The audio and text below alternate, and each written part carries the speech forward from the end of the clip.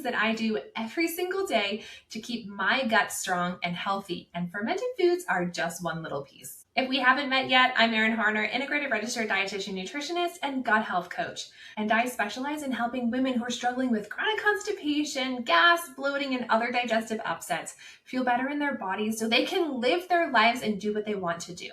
I've also personally navigated my own gut health journey for years, and I don't want you to have to go through what I went through. This is a big reason why I'm so passionate to help women who are struggling with gut issues to feel better in their bodies and get going to the bathroom consistently. These 7 things I'm about to share with you are not things that I just do sometimes. I do them every single day because it's not about theory, it's about what works. They're what I actually do in my real life, on my homestead with my 3 kids in my busy life, and you can too. The first thing that I do every single day to support my own gut health is fermented foods. I incorporate fermented foods as often as I can, at least once a day, preferably at every meal if I can fit it in. And my fermented ginger carrots recipe is a great example of a ferment that is really easy on the gut. But just keep in mind that fermented foods and probiotics are like seeds. And the seeds have to be planted in fertile soil. The terrain matters a whole lot. So if we put fermented foods into a gut that's not happy, they can create some more unhappiness. We need to really make sure that we're working on the terrain and the gut so that the gut becomes healthy. And then the fermented foods will do what they need to do to help recolonize, repopulate, and really rebuild the health of the gut. The second thing I do every day is I eat my meals at a fairly consistent time each day. I usually have breakfast around 7:30. I have lunch around 12 or 12:30, and I have dinner between 5:30 and 6. Kind of boring, but it works. That consistency really gives your body the clue that says, hey, mealtime's coming, keep moving, it knows what to expect. Mealtimes and consistency give your body cues so that it knows what's coming. If we are eating at 6 a.m., 9 a.m., 11 a.m., skipping breakfast, and we're all over the place, the body doesn't have any expectation of what's coming.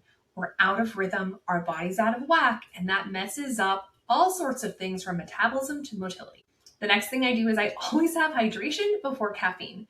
It's part of my 5-minute morning rhythm ritual. That is amazing and one of my favorite parts of the day. I also like to do fun things like add some chunks of watermelon to make my water delicious. We want to make sure that water is something that we look forward to and we're staying hydrated. Again, not very sexy, kind of boring, but we can do things to make it more fun so that we're enjoying hydration, and always before caffeine. The fourth thing I do is every morning after breakfast, I sit on the toilet for about 5 minutes. I call this go time. Kind of like having your meals at a consistent time each day, giving yourself an opportunity to go to the bathroom every day at a fairly consistent time can be a game changer to help retrain your gut and retrain your bowels to actually move when you want them to. This is before the day gets going and before life runs away with us and the stress really kicks in. The fifth thing that's an essential part of my day is daily movement. Most days in the morning, I'm down in my basement lifting weights, I'm jumping on my rebounder, I'm taking walks,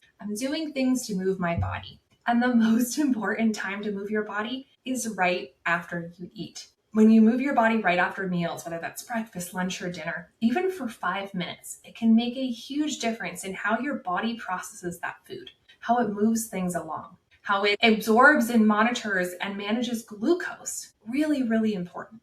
So moving my body after meals for 5 to 10 minutes makes a huge difference in how I feel and how my body functions. Thing number 6 is I focus pretty heavily on quality of the food that I eat and also variety, especially when it comes to fibers. So it's not just every morning in my smoothie I have blueberries. Some days I have strawberries, other days raspberries, other days spinach, other days pumpkin and cinnamon. Mix it up every single day. Because variety is the spice of life, it also makes your gut really happy. Because those different foods, those different fibers, those different polyphenols are giving your gut different nutrients that it can use to feed on, right? We want to make sure we're feeding our gut, and fibers are a big part of that. So instead of counting grams of fiber, I really like to focus on, yes, get enough fiber, of course, but what about the variety? Making sure that there's lots of soluble fibers, insoluble fibers, polyphenols, and resistant starches. So my gut is healthy and happy and gets a whole spectrum. And the 7th thing I do every single day is when I sit down to eat, no matter what I'm eating, I put my feet on the floor, I close my eyes, and I take 3 deep breaths. I often will just gently rest my hands on my belly and make sure that I'm breathing into my diaphragm. Those 3 breaths trigger to my nervous system. You're safe. I smell the food I'm about to eat. Get ready for digestion. Food is coming. You're not running from a lion. You're not worried about your email or your next client. You can rest. You can digest, because when we digest properly, we're in a resting state, not a running from a lion state. We cannot be in fight or flight and properly digest our food. So those are 7 things that I do every single day. They're not sexy, they're very simple, and they make a huge difference in how my gut feels and functions. So if your gut is still feeling unpredictable or not behaving the way you want it to, I made a training for you. It's called Bloated and Backed Up, the 3 Gut Rhythm Mistakes, Draining Your Energy and Confidence. So go ahead and click the link below and check it out.